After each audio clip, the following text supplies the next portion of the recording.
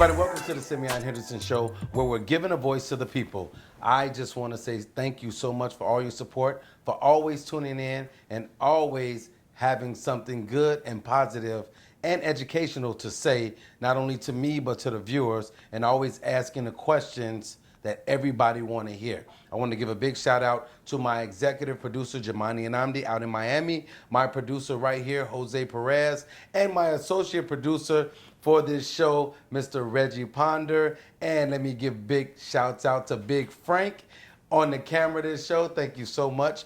And you know that I'm always trying to inspire, educate, and motivate. We have celebrities on the show, we have business owners, we have people doing significant things, not only in the neighborhood, but abroad and internationally. And today, I have a special guest, someone who I think is so important in what he's doing. He's leaving his stamp and his mark on the world, and he's doing it through comedy. We all know that comedy makes us laugh, it makes us cry, it heals, laughter heals the soul. Well, back in 2009, this young man, he started doing the Black Comedy Month out in Martha's Vineyard in Massachusetts, and he's bringing together some of the top comedians in the world to make you laugh. And I think it's an awesome thing. So today on the Simeon Henderson Show, we're gonna talk to Steve Capers. He's from Chicago, but he goes throughout the world making people laugh and bringing people together to make them laugh. And we're gonna find out why he does what he do, and what made him start this. Remember, this show is always live. It's always on point. Sometimes we have bloops and blunders, but we move right through them because we know no one is perfect, right? So without further ado, I want you guys to meet the one and only, the trendsetter, Mr. Steve Capers, right here on the Simeon. My man Simeon, all right. Thanks for the introduction. Man, let's get right into this. I'm talking about comedy. I love comedy. I started off in Second City, taking classes, doing improv, started hitting the stage, and I just think there's so much healing and laughter. And what I want to ask you first and foremost is, where did your love for comedy come from? Well, I think when I was a little kid, man, we used to watch this show called Make Me Laugh. Okay. And what we used to do, we used to imitate and mock different people on the porch. That was the way we, kids back then, we played outside. Mm-hmm. So that was one of the games that we played, was Make Me Laugh. So we were up there trying to improvise and make fun of different people. Mm-hmm. And sometimes we got to put people down, but it was the way we did it. I mean, right. It wasn't any hard feelings. It wasn't bullying and all of this was just really good fun. Roasting is what we call it. Exactly, and that's what we did, what we do. And so, I mean, you could talk about somebody's clothes, their shoes, you could talk about their mama, well, that was fighting words then. Right, exactly. But mamas were off limits, but right, everything else was fair game. Okay. So, okay. So it kind of started with that. I was sort of a class clown, but I was still under control, though, mm-hmm. because I went through a Catholic school and we had all the nuns and the priests. And yeah, you went to the school, they beat people. Exactly. So you kind of had to stay in line. So part of our release was imitating and reenacting, our teachers. That's how I kind of started. I never thought I'd be doing this for a career. Mm-hmm. It was just one of those things where I lucked up. I was working for BET, and I did a lot of scenes, a lot of things behind the scenes with Comic View. Right. When I left BET, I went to Comedy Central, and it was just a different world, that whole entertainment. And so I said, man, maybe I could do this. Yes. And that's kind of how it started. Okay, so now here you go, right? You get into comedy, and now you're at a point where you're not just doing comedy, you're setting it up for some of the top comedians in the world, and giving them a platform and giving them a whole month dedicated to, it's Black Comedy Month. Mm-hmm. And I think that that's so unique that you've given these comedians a platform. And Damian Williams, who's the face of it, a good friend of mine, Damian Williams from Chicago, we've done a couple of movies together as well. Mm-hmm. I Used to Love Her, and we also did Heaven on Seven, B. Cole's movie. Mm-hmm. But back in 2009, you started this. Yes. Did you think when you started this in 2009, you would be going on 10 years of Black Comedy Month? So when we first started Martha's Vineyard Comedy Fest, it was just kind of a fluke. My family had traveled to the Vineyard, and it was my wife's idea, actually. She said, you should do some comedy shows here because there's no live entertainment. So, Right. you know, after you go to people's homes, you eat, you drink, you do the beach, you know, what was there to do next? Yes. So it was a perfect breeding ground to do something like that. And with the history of Martha's Vineyard with black people, Right. I thought it'd be a great opportunity. So our first year when we did it, I came close to breaking even. I said, uh-oh, I'm on to something. Uh-huh. So what I wanted to do was create this platform for African-American comedians, because when you look at all the other different comedy festivals, the only African-American comedians are going to be like Seth Entertainer, D.L. Hughley. These are guys that are already big, Right. you know, but there's a lot of funny out there. Yes. So I felt that it was my role and my obligation to create this national stage, if you will. And I built it based on a lot of B comics. And when I say B comics, not because they're not funny, because they are. They just don't have the name recognition as a said entertainer. And so it has grown. It's gotten bigger. We extended it from 1 week to 3 weeks to 4 weeks. So I was just at the right place at the right time. And then what we did was we trademarked Black Comedy Month because we wanted to create a lot of economic opportunity for African-American businesses, supporters, comedians. Yes. Because when the Kings of Comedy were touring, man, they come to Chicago, you know, people got to get their hair cut, they got to get their outfits done at the cleaner. So, I mean, it's a whole economic engine behind it. So that brings me to my next question. What is the significance or why did you think that when you started it, you were going to open these different doors and bring these black businesses together? Was that in the forefront of your mind that you wanted to do it, not only to bring these comics together and give them a voice, kind of like my show, giving a voice to the people.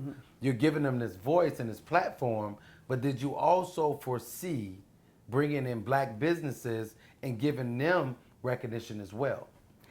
I have to be honest. I was very myopic in my approach. I just wanted to have fun and have good shows and you know, and just see where it took me. I didn't think it was going to take me this far, but we have been planning all along with just doing shows here in Chicago and different across the country. And, you know, sometimes you get in there so far that you can't turn back. Yes. And when I found out I couldn't turn back, I figured, okay, I have purpose now. You know, I have a brand now. People keep calling me, and so it's just my duty, my responsibility now. So that's how I look at it. And I like that because I do a lot of motivational speaking. And today I talked about what does hard work get you? It gets you success. And you put in the work. You rolled up your sleeves, and you strapped on your boots, and you went in the trenches to start something. You're a trendsetter. You started it from its inception, which is always hard to do. It's easy to ride off the coattails of something that's been done and people have already had that foundation laid. You laid the foundation in Martha's Vineyard, and now here we are 10 years later, and it's still going strong and it's building, right? Yeah, it's building pretty big. And so what we're trying to do is just add different components to it because we want to enhance the audience experience. You know, we want to put, you know, even pro-social campaigns out there. So we created MVCF RX, which is Martha's Vineyard Comedy Fest, you know, with the RX prescription. Okay. And what we're going to do this year is actually have prostate screening. Oh, wow. It's going to be free. And so, you know, maybe we might save a life or two, you know, but it's just our way of using comedy to heal, as you said earlier, just to branch out and just have fun. That's with a it, good man. idea. Come out and laugh and then get a finger stuck up your butt. Well, no, this time they're going to draw blood. But yeah, Hey, so, people, it's comedy, okay? Have a sense of humor. yes, okay? yes, got to have a sense of humor, right. So, man, I'm digging this. I'm really loving it. I'm digging it. And so just tell me a little bit, how did Damon Williams become the face of Martha's Vineyard Comedy Fest? This is the Martha's Vineyard Comedy Fest, everybody. And this is so dope. Damon is my homie, cool guy. How did he become the face of it? Besides the fact that he's funny as hell. He's funny as hell, yeah, most definitely. So I met Damon back in 1993, 94-ish. when I was working for BET. And I didn't meet, no one had really introduced us. We just kind of crossed paths because he was on the set of Comic View and I was living in LA working for BET. And then the job brought me back to Chicago and I would see him on occasion. And then it was one of my mentors who actually officially introduced me to him. So we met and I told him what I wanted to do. And I realized that he could be the face. You know, I'd be behind the scenes, you know. I'm not trying to get on stage and be the man. So between he and I, man, we basically formed a business relationship based on a handshake. We don't have any written contracts or anything like that. So we can show you that, you know, black men can get together and run business. And that's how it should be. Yeah, and so, I mean, as we get bigger and bigger, maybe we should have some things lined up. But other than that, it's just, hey, Damon, you're the face. People want to see you. Let me just work operations and manage, and we can have a win-win situation here. So that's what it has been. And, you know, I've always shown him the numbers, you know, so it's not like I'm hiding anything from him. Yes. And so since he appreciates my honesty, my work ethic, and I appreciate his talent and his friendship, that's just how it happened. That's what being honest and truthful gets you. It gets you healthy, and it gets you healthy and wealthy friendships and relationships that you can build on, and you can be an example to people that you can work. I always say you can work with your friend, you can work with your family. It's just about being honest, being truthful, and just always coming together and being in communication. And when you stay faithful and focused and consistent and committed, this is when you have the success, right? Yeah. So now we're talking about the Martha's Vineyard Comedy Fest, right? And now, so you got August is blocked off as Black Comedy Month. Yes. That's dope. And I just think, man, people need to understand some of the history behind Black comedy. So I'm looking right here. We have Richard Pryor in concert. This is on vinyl. This is vinyl. This is on wax, right? Yep. It's on wax. So how did, and I'm gonna start with him, but how did Richard Pryor influence you? Well, just like any kid who was young back in the day, you wanted to sneak and listen to his album.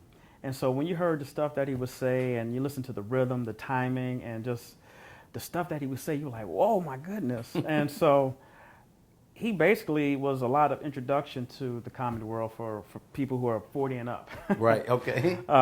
So, you know, I'm all about preservation, Right.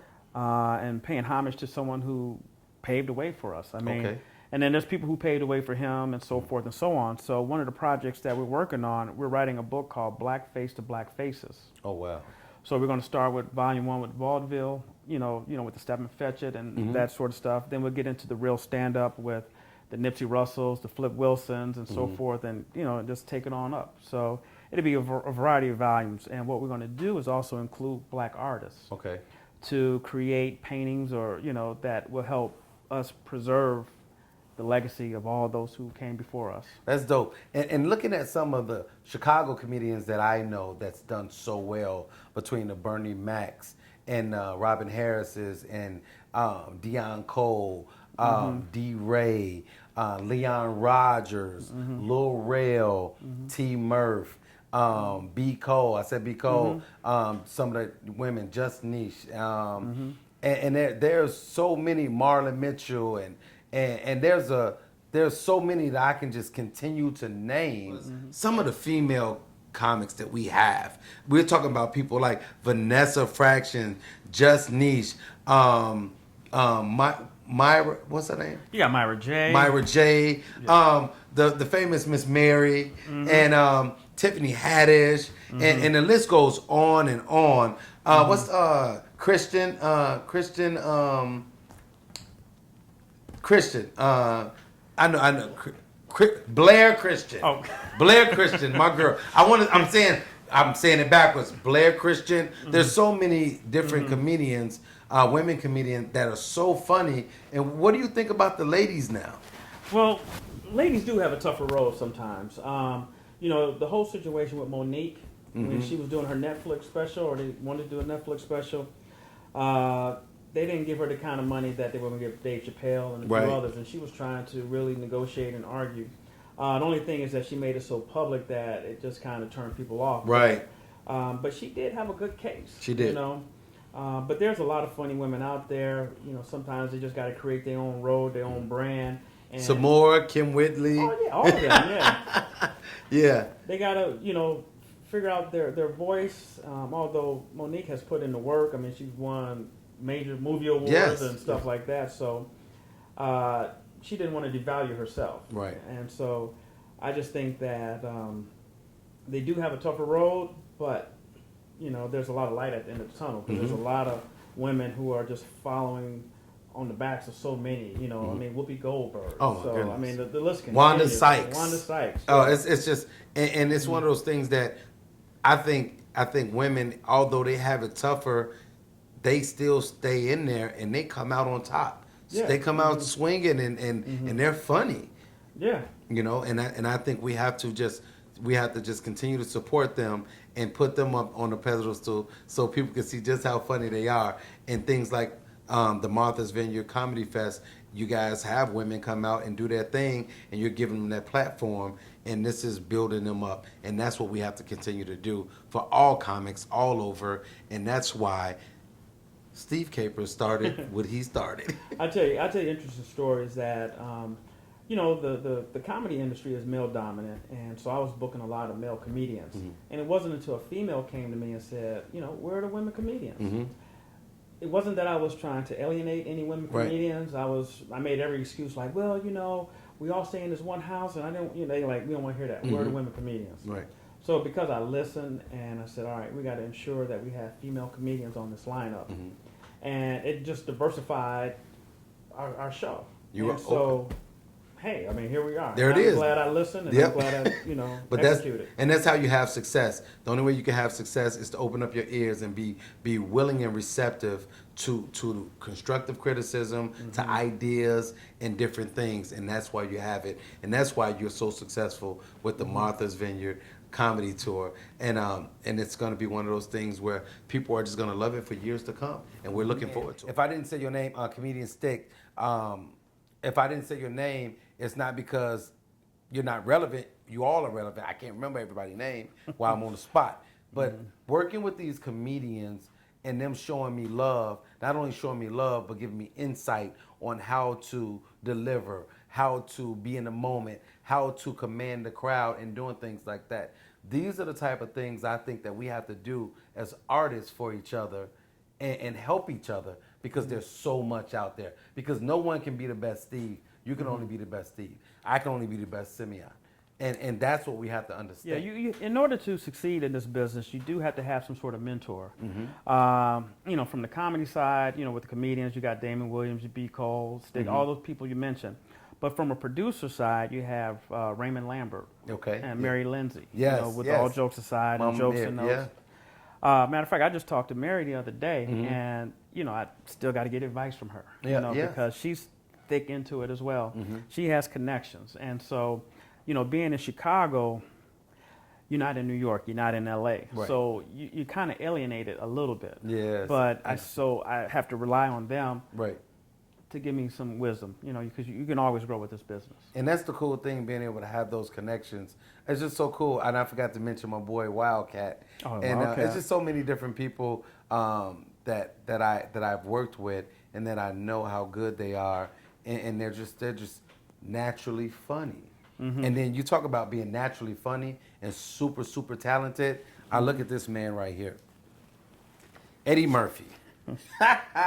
Eddie Murphy. I will never forget being a kid, and I had a cassette tape, Delirious. And I played it, and I told my mama, because my mama used to hit us with the shoe.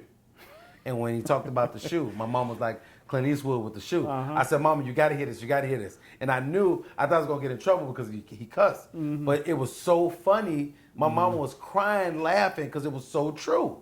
But then at the end, she's like, what you doing listening to this? I said, I'm sorry, Mama, but it was just too funny. That's you all day with the shoe. But people like him and Richard Pryor and Bill Cosby and Red Fox and all these different people, Dick Gregory, all these people that could take a story. Gallagher, they can all take stories in real life and different things and make it so funny.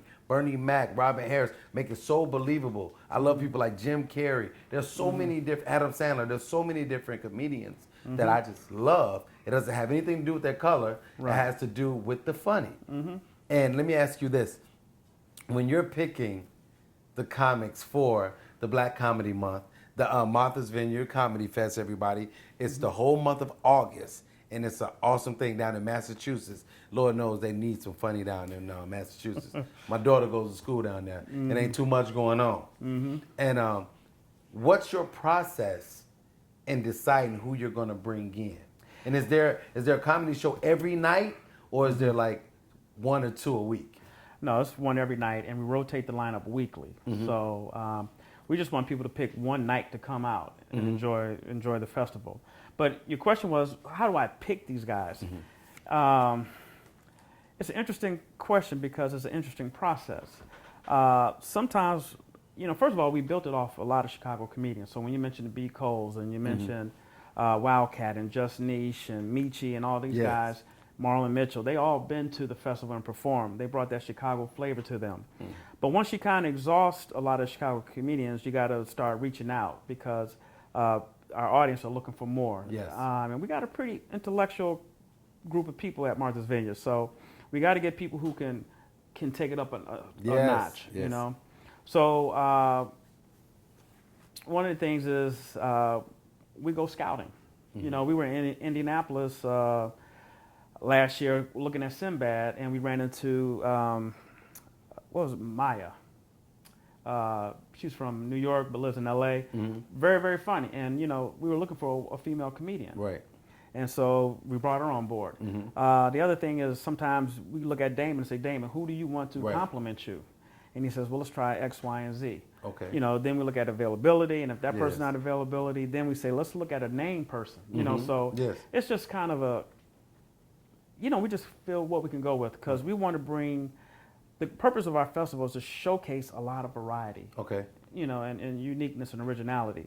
So, we say who can just create that experience. And I think that's that's why this is still going on strong and why it's going to continue to go on strong because you've built something based off a need. And when I say a need to entertain everyone. You're not pigeonholed. You're not just appeasing to one crowd. You're appealing to everybody. And I think that's what's so funny. I was listening to Big Frank. Everybody, Big Frank is behind the camera. Funny as all get out. And I don't know why he's scared to get on the stage, but super funny. But you have people that are super funny, super talented, that can write, that can do all these different things, and they're not putting it out there. And I think what we need to do is start encouraging people. And I'm not putting Frank on the spot. I'm saying in general, everybody. We need to start encouraging people to use their gifts and their talents because this is what's going to help people grow. And I don't know about you, but I'm a firm believer in what you make happen for another mankind. God makes happen for you. Or whatever you believe. It's the law of attraction, the law of physics. If you step off a building, you're going to fall down. You know what I mean? So let me ask you this. Give us some of the people that's in the lineup this year. So we're talking about everybody. Once again, you're watching the Simeon Henderson Show, and we're talking about the Black Comedy Month, the Martha's Vineyard Comedy Fest going on every August, hosted and put on by my man, Mr. Steve Capers. And the face of it is none other than Chicago's own funny man, Damon Williams. Tell us who are some of the people that we can expect to see in Martha's Vineyard. So we got a killer lineup this year. So leading off week one is going to be Mark Gregory, who's Dick Gregory's nephew. Wow, okay. We got Myra J. from the Tom Jordan Morning Show. And we got Mark Curry, who's going to close it out. Week two, we got Kim Whitley. Okay. Headlining Chris Spencer. Okay. And we got LeVar Walker. Oh, man, you're killing it. Oh, he's killing it. And then week three, we have A.J. Jamal, Leon Rogers. Oh, Leon's coming, okay. Yeah, we got Leon. Yes. We still got to keep a Chicago person in the loop, And we got Mike Bonner. Okay. So, and then, of course, Damon is there the whole entire time, too, as the host. So, we'll be banging. So, and then plus we got a couple other comics that might stop by. Marvin Dixon's supposed to be on the Vineyard, so he might do a quick set. There's a couple of people who just been on the Vineyard and just did a couple of 10 guest spot, 5, 10 I might have to minutes, check it. I might have to try to make a trip out there. Hey, come on, we got room for you. I come out there, do a few interviews, and I got to jump on the stage for about 4 minutes and get my feet wet again, and see what's going on. And also, we were talking earlier, and you told me George Wallace was going to be there, right? How did I forget that? George Wallace is coming too. Yes. George Wallace is hilarious. Yeah. I got to hang out with him when I was living in L.A. Okay. Cool guy. Super cool, super funny with his big old head. Right. I'm gonna tell him you said that. Okay. Wait, what week is he gonna be there? He's actually gonna be there the second week. Okay. So August, I think 11th through the 15th. Something Okay. like that. Okay. All right. So yeah. So man, it's so cool. Leon Rogers was on my show a few weeks ago, and we just talked about working at it, being in it, and helping people. And teaching them the right way to go and the right things. And what you're doing with this, Steve, I tip my hat and I applaud you, brother, because it's not, first of all, it's not easy to start it. No. And it's definitely not easy to keep it going through the ups and the downs and the trials and tribulations. You have to really, really, really stay focused in order to get to the end. And I always say, what does hard work get you? It gets you success. Successful people work hard. Well, I wish I could take all the credit, but there's a lot of people who I employ that bring a lot to the table. I mean, Reggie was one of them with the whole video blog clips that we're going to do. You got Frank Colosso, who does all our video and audio. Of course, you got Damon, who's the face of the festival. My wife, who it was her idea. Right, exactly. I got to give her shouts out. Exactly. So again, I wish I could just say it was all me, but no, it's not me at all. It's a team of people, and we run it like a family business, man. So. And that's dope. And I'm looking over to the right. I see you got a certificate or something over there. So I see the seal of approval. It says Martha's Vineyard Comedy Fest. So is that like the license that you have to get? Yeah, that's our trademark right there. See, people, this is what I'm talking about. This is what I'm talking about. If you can reach over and grab that. So this is what I'm talking about. I'm talking about not just doing it, but doing it professionally, making sure you cross your T's, dot your I's, because people will come, they'll see your stuff going, and they'll try to take it from you. Yeah. But you trademark your stuff, and then that way it's yours and whoever you started it with, and you guys can grow. And as I can see, you have an awesome team. You guys are doing great things, and I'm really looking forward to it. And I promise you, I'm not trying to be funny. If I can get down there this year, this month, if I can get down there for the month of August, I'm going to try to come down there because I really think it's a blessing what you're doing. And I see it going, you trying to reach the century mark. I'm trying to make it happen, man. Let's make it happen. You're going to reach it. So you're coming up on a decade. Yeah, coming up on a decade. And so we're actually planning all of next year already because for most part, this is already in the books. Right. Because we really just trying to do it bigger and better, create a great experience, and get more comedians. And we want to do a tour. We want to do the road leading up to the festival. So what we do is take the best from the fest and hit city to city and put out our brand of comedy. That's what's up.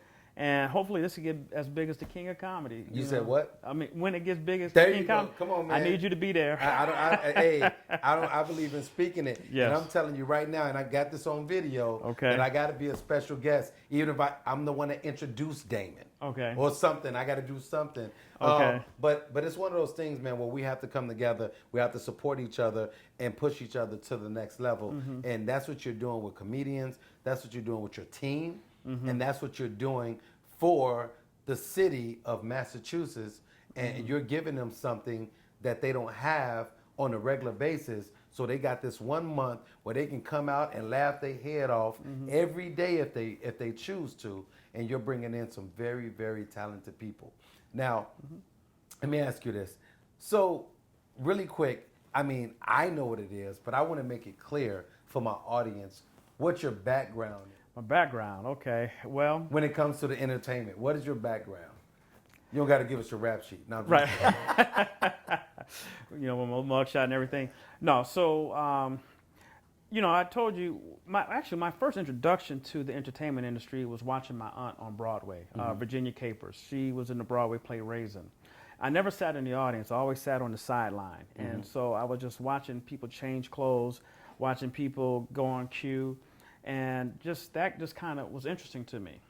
And so, I knew some stuff behind the scenes, and I just thought that one day I might be able to do this, but just never really think it would come to fruition because Right. I went to college, majored in economics, I was in sales and marketing, and I was going down the whole corporate road.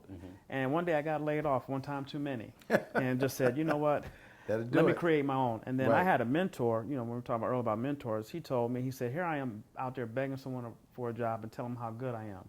He said, if you're that good, hire yourself. There it is. And so I say, you laying it too hard on me. That's tough. That's tough love right there. And so I took his word and said, you know what, let me do it.